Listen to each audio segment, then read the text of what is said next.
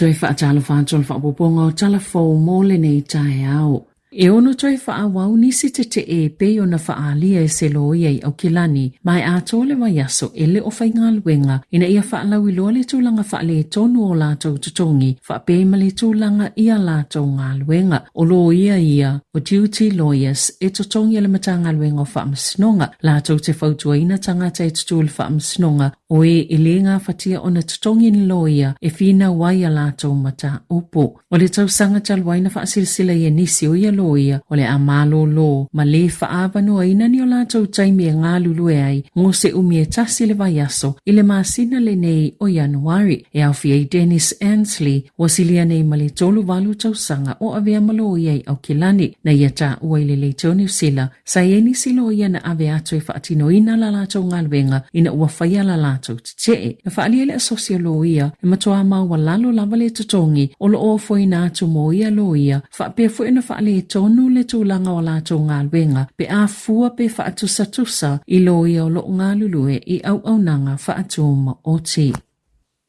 O whaasalaina le whaamasinonga whaito malo au kilani le li o Courage Singh Bacho e nofo wawa aielo na ainga o na isilia ma le 2 miliona tala le tupena ia mawaina i se awala whaanga o ia lai whainga tau whaasese mo kesi na ioe Bacho i ona molianga le maasina o se tema ma e se fululua molianga i whaatatau ini whale se wha na whaalia lo fisamta uponga o ngai whainga whaasoltu la fono i tupe na whaia le tau le ani whaamaumonga pepelo e whaatatau ini tupe maua mai pisinisi ma mea alofa tau tupe. O na ave leo ni whaamatalanga sise i whale tupe malo ia na whamamata upe whaatatau i whale. Ina ia o na maua ini nono ngā tupe e tusale ma le 2 miliona walu se lau ono se fulu loa fe ono se lau 5 se fulu tā la mo ni whale se tolu. Sa ia whaia fo ini whaamaumaunga pepelo. Ina ia mawhaiona ia pulea ina mawa ia whale. Na tuua e pāku le atunuu. Ile tau sanga i lua fes fulu iwa. Aina loka i leo mamolia ina uatoi fo i mai le masina o te sema lua afe lua tolu. E to ono i se tangata na molia leo i le alava mata upu. Ona e whaapia sa au whaatasi i se polkalame o whainga tau whaasise. Ina ia mawaini nono ngā tupe mani whale. Ai wato lua ia pāchu tangata ua whaasalaina. O Francis Peters na whaasalaina le masina o kuso lua afe lua wha. I masina e iwa mawai aso i lua. E no fo wapa aiai ilona ainga. O lo lipo tia le mawaia tangata o silia ma le valu te sima le 1 miliona tala. Maino no ngā tupe whaatasi e malo lātou tau mawhai ina ia mawasa isi tupe e lua te sima le 1 miliona tala.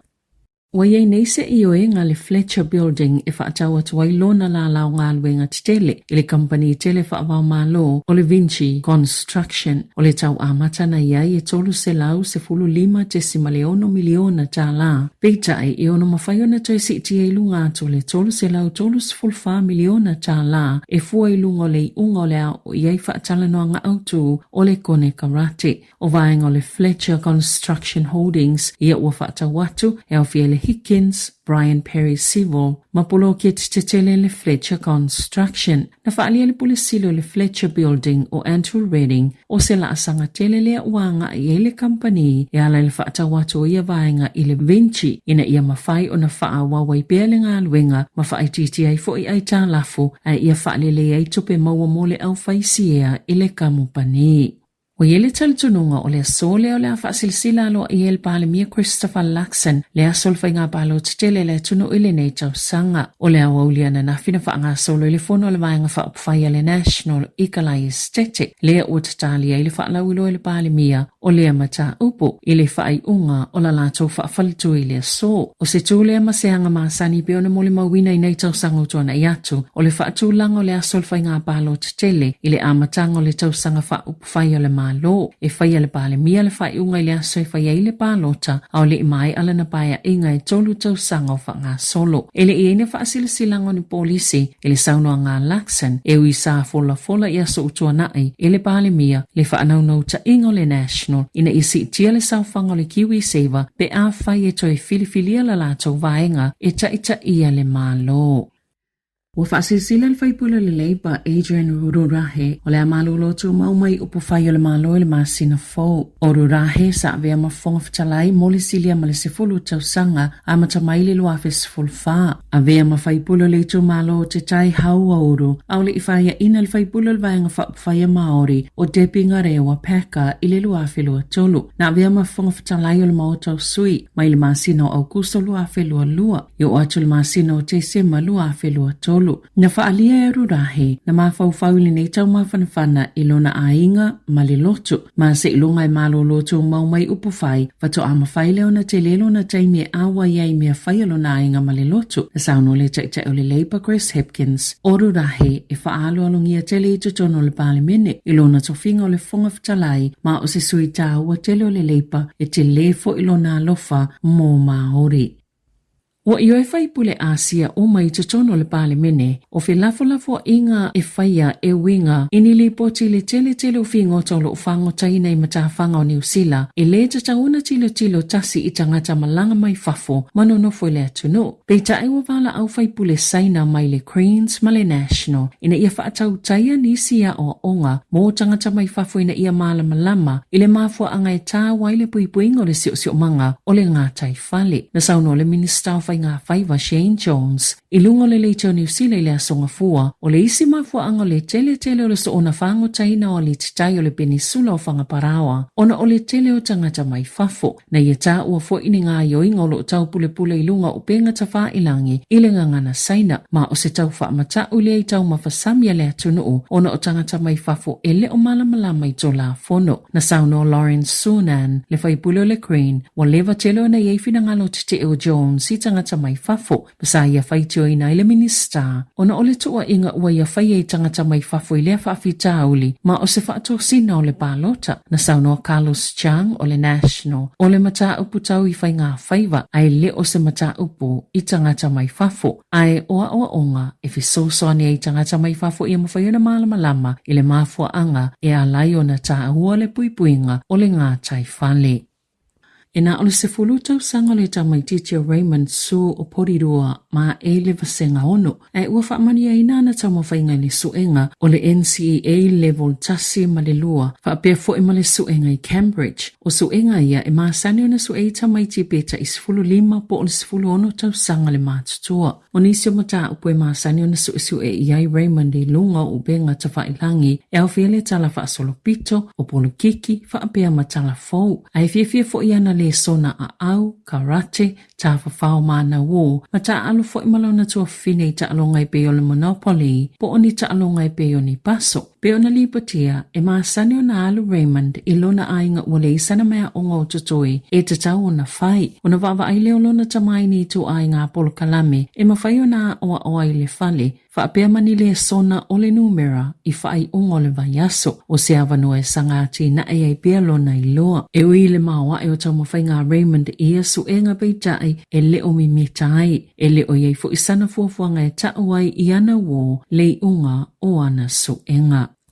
Ua whaalia le vahenga o soifua maloloina lau tele. Taluai ona o silia ma se fulu tau sanga ele o mamafa le lango i le puipuinga mai le kānesa o le pao. Ua mawhai ona le ilua i le to tele maisia o ngā tupulanga. Tūlanga o ngaonga po i tu i lamatia mai ai i le mua o le pao mai le la. Whaatase malele ano i le whai o ofo i puipui ai le pao. Whaapele whao ngā o kulime ni nei le pao peo na whautua ina. Ia po le whai upu sauna ina i le nei whaalau i loa. O le slip, slop, slap and rap. E to oluafe se lau iwa sefuluvalu tangata mātutua i lungato o le ta i sefuluvalu tau sanga le mātutua. Sa fesilingia i le saili linga e winga i lato ngā i o inga e whaia e puipui ai i lato mai le la. O le saili linga le ana whaia i le luafe lua lima o le National Skin Cancer Survey e na whaalauloina i le asolua le i unga o le saili linga. Sa iloa ai le maua lulunga o fai numero tangata na whailo atu le mua pao i le la whaapei ma le tele o malamla manga sese e winga i le saunga le mua mai le la. Ai maise o le tūmau pe o le tali tanuina o le whaalala ina ia whaalanu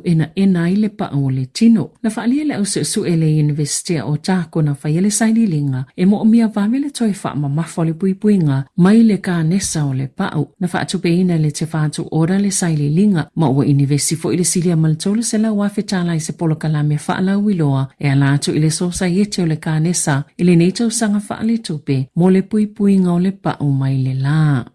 Ita alonga, sa whaia ina le tamaita i New Zealand Lulu San ia Linda Fruvretova o le Czech Republic i seti e lua e ono i le tolu ma le fitu i le lima le taamilusanga momo le tenisi tele Australia o le taalonga momo le asana o le tausanga talo mai le taimi na manu ai lona tapulima ai o Erin Routleaf o New Zealand malana banga fo Asia Muhammad i auta ito o lua tamaitai o le ata alo i le auli o le aso. Ua tali le tamaita i tenisi talavou Samoa ma Australia o Destiny a Iava i upu tau whaaleanga o lo sawai nai o iei lunga upenga o sota inga ina ua whaia ina le taalonga a mata o le taamulusanga tenisi Australia o le loa whilo ono. Na whaia ina Destiny le tamaita i Ingelani o Harriet Dart i seti e lua i le tasi. Maana liputia na iloa le leilo na le fie le taimi na ia tu ua i le malaina ua uma le taalonga. Muli ane, na ia tu uina i lunga upenga o sota inga ni ata ilana i tu lau le Instagram o lo ufa ailoa to ai lona langona i le unga le taalonga. Aina la lafo atu ai e nisi tangata ni tustusinga le talwea ngai ma upo e whaasanga i ate ia. Na ia to e whailoa i se tala se tasi tangata ma ia tusia i whaapea o se whaata ita inga tonua lea o le mea tupu i tangata pe ale whaatonu le lea lato whanau e ali o lato i tu leanga. Na mafua lea o na upu tau whai e nei tangata na la lau ele tamaita i te nisi e whaapea e le mawhaiona ta alo te nisi o na e la poa. I to atele tangata ta alo whaaleolo lato langolango ina o Destiny po le nei teini talavou te nisi o na upolo o sawainai o iei lunga o upenga ta whaelangi. Tala fawia malisi u fonga le lau moa mo le nei tae ao.